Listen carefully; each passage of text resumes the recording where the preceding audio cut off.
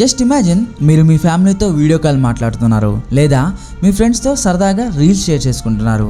ఇప్పుడు ఒక్కసారిగా మీ video call ఆగిపోయింది. మీరు పంపించే రీల్స్ మీ ఫ్రెండ్స్కి షేర్ కావట్లేదు.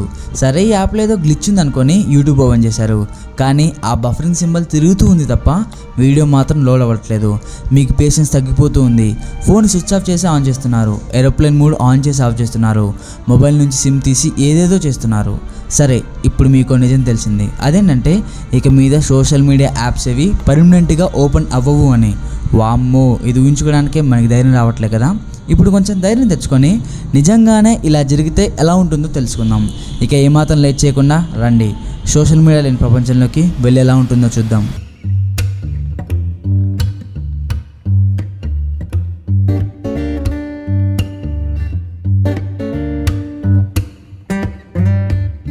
ఓకే వచ్చేసాం. మనం సోషల్ మీడియా మాయమైపోయిన లోకానికి వచ్చేసాం. ఇప్పుడు జరిగే మొదటి సిచ్యువేషన్ ఏంటంటే ఒకేసారి మన ప్రపంచం మొత్తం కమ్యూనికేషన్ సిస్టమ్ ఆగిపోతుంది. ఒక చోటు నుంచి ఇంకో చోటుకు వెళ్ళే ఇన్ఫర్మేషన్ ఆగిపోతుంది.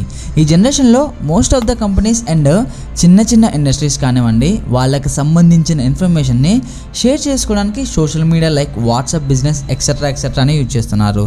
సో ఇప్పుడు సోషల్ మీడియా వర్క్ అవ్వట్లేదు కాబట్టి వరల్డ్ వైడ్గా ఎన్నో విధాలుగా కమ్యూనికేట్ చేసుకోవడం అనేది చాలా ఇబ్బంది అవుతుంది. చాలా ఫ్యామిలీస్ రోడ్డు మీద పడిపోతాయి. ఎందుకనంటారా, ఈ social media like Instagram, WhatsApp, యూట్యూబ్ని నమ్ముకొని చాలామంది software employees and social media influencers బతుకుతున్నారు. ఒకేసారి ఇవి మాయమైపోతే వీళ్ళందరూ వేరే వర్క్ వెతుక్కోవాల్సిందే. అండ్ ఇంటర్నెట్ యూసేజ్ అనేది ఆకాశం నుండి అమాంతం నేలకు జారిపోతుంది. ఎందుకంటే చాలామంది యూజర్స్ ఇంటర్నెట్ వాడటం మొదలుపెట్టిందే సోషల్ మీడియా కోసం. ఇప్పుడు సోషల్ మీడియానే లేదు కాబట్టి ప్రపంచవ్యాప్తంగా ఉన్న ఇంటర్నెట్ వాడేవారి సంఖ్య తగ్గిపోతుంది. ఆన్లైన్లో ఎంటర్టైన్మెంట్కి బాగా అలవాటు పడ్డ వాళ్ళు, ఇన్స్టా రీల్స్కి అండ్ యూట్యూబ్ షార్ట్స్కి బాగా ఎడిక్ట్ అవ్వడం వల్ల వారి బుర్ర బద్దలైపోతుంది. కొన్ని డేస్ వరకు వాళ్ళకి ఏం జరుగుతుందో అర్థం కాదు. ఇది సిల్లీగా అనిపించినా కానీ ఇదే నిజం.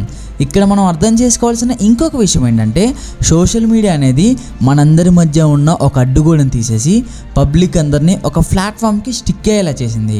సో ఇలా మనం అందరం ఒక చోట ఉంటాం కాబట్టి మార్కెట్లో ఏదైనా కొత్త ప్రోడక్ట్ లాంచ్ అయినా, ఏదైనా కొత్త మూవీ రిలీజ్ అయినా వాటిని మనందరికీ ప్రమోట్ చేయడం, మనందరికీ తెలిసేలా చేయడం ఈజీ అవుతుంది. ఇప్పటిదాకా మనం సోషల్ మీడియా లేకపోతే జరిగే నష్టాల గురించి మాట్లాడుకున్నాం. ఇప్పుడు అది లేకపోతే మనకి జరిగే లాభాల గురించి మాట్లాడుకుందాం. వెయిట్ మీరు ఇక్కడ దాకా చూసారు అంటే ఈ వీడియో ఎంతో కొంత మీకు నచ్చే ఉండాలి. సో వీడియో నచ్చితే లైక్ చేసి సబ్స్క్రైబ్ చేయండి. ఇక మిగిలిన వీడియో చూసేయండి. వీటిలో నెంబర్ 1 ఏంటంటే టైం సేవింగ్. ఏ మనిషి జీవితంలోనైనా ఎంత మనీ ఇచ్చినా కొనలేంది టైం.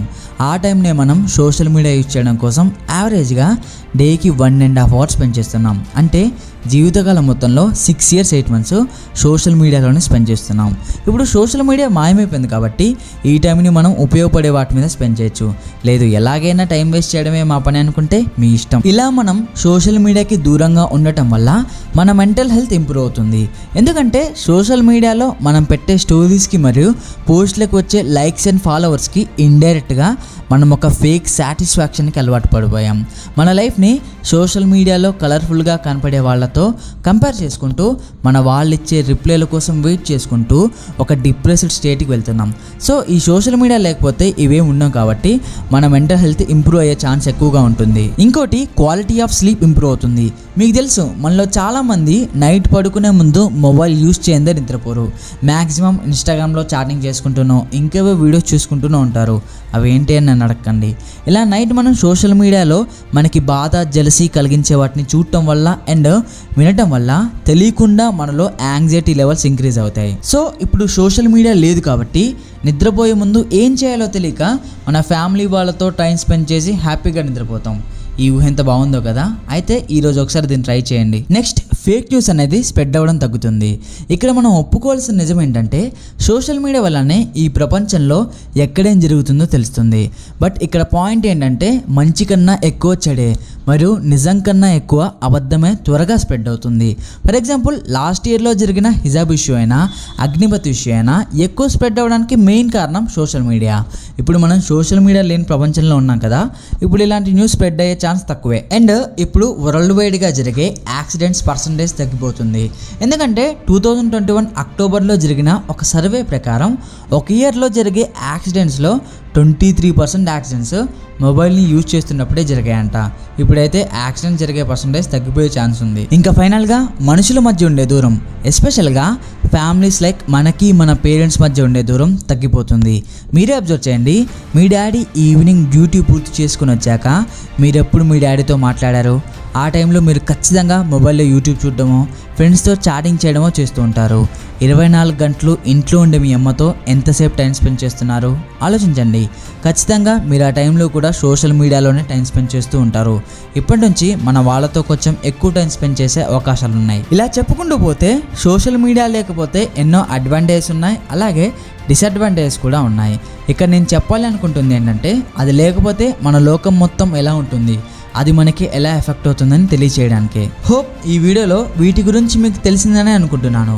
వీడియో మీకు నచ్చితే లైక్ చేయండి. ఇలాంటి మంచి వీడియోస్ కోసం మన ఛానల్ని సబ్స్క్రైబ్ చేయండి. ఫైనల్ థింగ్ ఏంటంటే, excess usage of anything is dangerous. దేనైనా సరే లిమిట్ మించి వాడితే ఖచ్చితంగా అది మనకి ఎఫెక్ట్ అవుతుంది. Thank you for watching this video my friend. Signing off yours Telugu cave.